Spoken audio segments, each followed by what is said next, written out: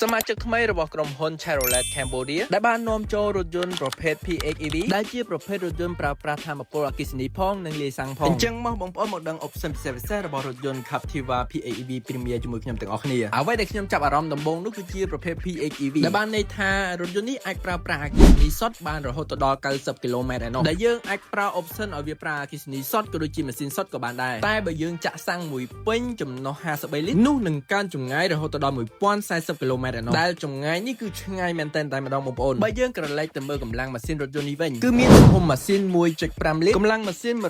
104.5 horsepower ជាមួយនឹងកម្លាំងរមួល 130 Nm បើកម្លាំងម៉ូទ័ររបស់វារឹតតែខ្លាំងទៀតបងប្អូនរថយន្តនេះគឺមានម៉ូទ័រ 150 kW ជាមួយនឹងកម្លាំងម៉ូទ័រ 201 horsepower និងកម្លាំងរមួល 310 Nm ហើយបើអ្វីដែលពិសេសនៅលើរថយន្តនេះដែលខ្ញុំមិនដែលធ្លាប់ឃើញបងប្អូនសម្រាប់រថយន្ត plug-in ក៏ដូចជារថយន្ត EV នោះគឺរថយន្តនេះគឺមានកង់សកួរនៅផ្នែកខាងក្រោយបើសិនជាមើលរូបរាងខាងក្រៅក៏ដូចជាខាងក្នុងគឺខ្ញុំគិតថាគឺល្មមមកប្រើនៅស្រុកខ្មែរយើងតែម្ដងបងប្អូនហេតុផលនោះគឺរថយន្តនេះគឺជាប្រភេទរថយន្ត SUV ដែលមានទំហំធំហើយខ្ពស់ស័ក្តិសមជាមួយនឹងគ្រួសារដែលមានសមាជិក 4 ទៅ 5 នាក់បើយើងនិយាយអំពីការ design interior ខាងក្នុងវិញគឺប្រើប្រាស់ជាមួយនឹងស្បែកកាំញ៉ៃមើលទៅស្អាតមែនទែនជាប់ជាមួយនឹងការ design បែបឈើប្រណិតនិងមាន zoom ពណ៌មាសទៀតនោះរឹតធ្វើឲ្យរថយន្តនេះរំលេចជាមួយនឹងភាពប្រណិតភាពតែម្ដងបើយើងក្រឡេកមើលតម្លៃរថយន្តនេះវិញគឺមានតម្លៃប្រមាណទៅនឹង$33,000ស្ដើងតែប៉ុណ្ណោះគឺលំមប្រើប្រាស់មែនតើនៅក្នុងទីផ្សារប្រជាជាតិកម្ពុជាយើងតើបងប្អូនយល់យ៉ាងណាដែរទៅលើរថយន្ត Chevrolet Captiva PHEV Premier សូម comment នៅខាងក្រោមទាំងអស់គ្នាបងប្អូនមើលវីដេអូនេះជួបគ្នានៅវីដេអូក្រោយ